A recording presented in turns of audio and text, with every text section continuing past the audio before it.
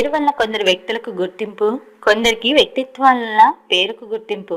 ఉదాహరణకు ఎక్కడికో ఎందుకు, మన టాలీవుడ్లోనే ఎన్టీఆర్ అనగానే ఆ పేరు ఎంత ప్రౌడ్గా ఉంటుంది.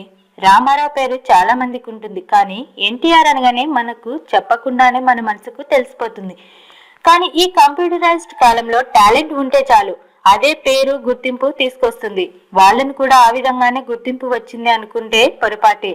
ఈ రియల్ స్టోరీ చూసారంటే పిల్లలకు పేరు పెట్టాలంటే అమ్మా నాన్న ఒక నిమిషం ఆలోచించి ఆ పేర్లతో ఎవరైనా గొప్ప మనుషులు ఉన్నారా లేదా అని ఆలోచించాల్సి ఉంటుంది. ఈ విషయం ఏంటి మీకు నవ్వు వస్తుందా? ఇదంతా ఒక యూస్లెస్ మాట అనుకుంటున్నారా? అయితే పప్పులో కాలేసినట్టే. పేర్లో ఏముంది, సత్తా ఉంటే చాలా అనుకుంటాం, కానీ పేర్లో చాలా చాలా ఉంటుంది.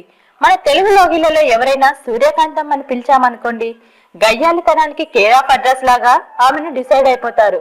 నారదుడు అనే పేరు ఎవరికైనా ఉంటే కాస్త అనుమానంగా చూడాల్సి వస్తుంది.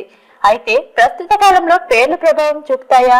టాలెంట్ వేదికగా ప్రపంచం ముందుకు పోతున్నది కదా, పేరుతో సంబంధం లేకుండా దుమ్ము రేపచ్చు అనుకుంటున్నారా? ఒక్కసారి ఈ రియల్ స్టోరీ చదివితే మీ అభిప్రాయం ఖచ్చితంగా మారిపోతుంది. జార్ఖండ్ లోని జంషెడ్పూర్ కి చెందిన ఆ యువకుడు మెరైన్ లో డిగ్రీ పట్టా పొందాడు. తన బ్యాచ్ లో సెకండ్ టాపర్ గా నిలిచాడు.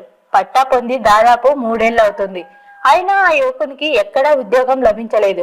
ఉద్యోగం కోసం వివిధ మల్టీనేషనల్ షిప్పింగ్ కంపెనీల్లో 40 సార్లు ఇంటర్వ్యూలకు హాజరయ్యాడు. ఆ ప్రయత్నాలన్నీ బూడిదలో పోసిన పన్నీరయ్యాయి. దీనికి అంతటి కారణం ఏంటో తెలుసా? ఆయన పేరు.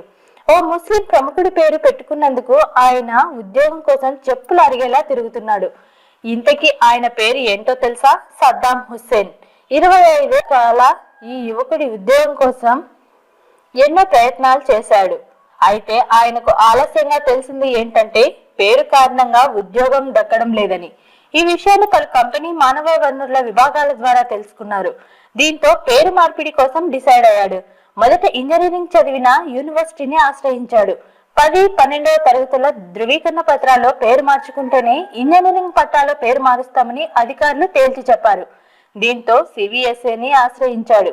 వారి నుంచి సరైన స్పందన లేకపోవడంతో చివరి ప్రయత్నంగా న్యాయం కోసం జార్ఖండ్ హైకోర్టును ఆశ్రయించాడు. ఇది పేర్లోనే ఉంది అనే వ్యక్తి ఆసక్తికరమైన కాదా? ఇలాంటి లేటెస్ట్ అప్డేట్స్ మరియు ఇంట్రెస్టింగ్ టాపిక్స్ కోసం ప్లీజ్ సబ్స్క్రైబ్ మై ఛానల్.